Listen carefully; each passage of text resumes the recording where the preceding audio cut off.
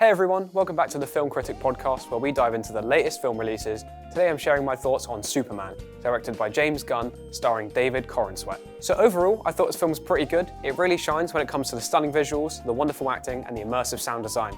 But honestly, the story felt a little bit bland, as Superman was portrayed as well, kind of weak. Going into this movie, I had pretty high expectations. I'm a big fan of Henry Cavill's Superman. He really nailed the role in the previous films. Plus, I'm familiar with the superhero genre, especially since I just watched Fantastic Four recently. And I like James Gunn's work. Guardians of the Galaxy and The Suicide Squad are just some of my favourites. The film opens with a bang, quite literally. Superman is almost killed fighting a mysterious villain, which immediately grabbed my attention. It made me think, wow, this villain must be insanely powerful if he can nearly kill Superman without kryptonite. That set the tone for the rest of the film straight away, or at least I thought it did. The premise is that even Superman, the strongest of all metahumans, has his struggles. He's vulnerable, and the film explores that vulnerability. This theme feels very relevant today, especially for younger viewers. And honestly, I appreciated that aspect since I can relate to it. That said, I wasn't thrilled with Superman being shown as weak. To me, he's supposed to be the ultimate powerhouse, and that vulnerability made the plot pretty predictable and bland. But despite the weak story, the pacing was solid, and the visual effects kept me dazzled throughout. Speaking of characters, I didn't really like Superman in this film, but the acting was impressive. David Corenswet really shines, especially in the speech scene near the end, where he confronts the villain, Lex Luthor. Nicholas Hoult as Lex Luthor was also fantastic. He played a narcissistic, manipulative CEO driven by power and admiration. And Lois Lane, played by Rachel Brosnahan, was our absolute highlight. She's portrayed as smart and capable, which felt refreshing. One thing I didn't like, Krypto the dog. It felt out of place, like a forced attempt at comedic relief aimed at younger audiences. Plus, the dog saved Superman's life, which I found a little bit ridiculous. Let's talk visuals. This movie really delivers here. The CGI was spectacular, especially the fire-breathing kaiju monster wreaking havoc in the city. It looks realistic and well done, and the creature's movements felt really natural. Another standout moment was the reveal of the Fortress of Solitude early in the film.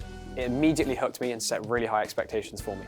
My favourite scene was when Mr. Terrific and Lois head to the beach to rescue Superman. The fight choreography was fantastic, with Mr. Terrific taking on all the guards and Lois just standing there amazed.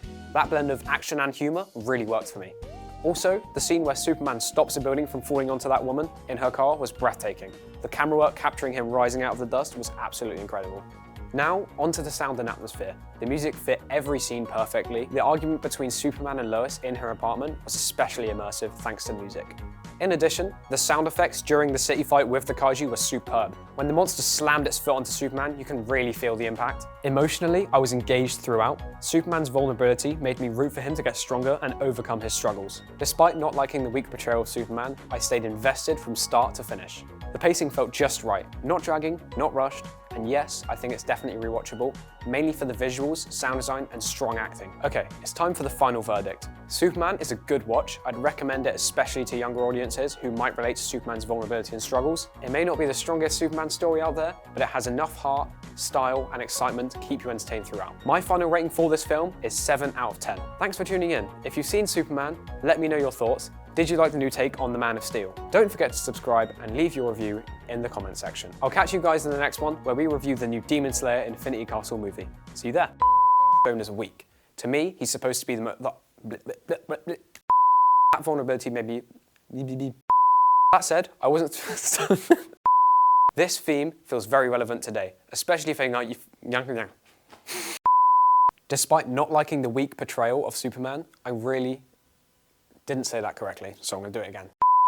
Another standout moment was the reveal of the Fortress of Solace. Going into this movie, I had pretty high expectations. Sorry.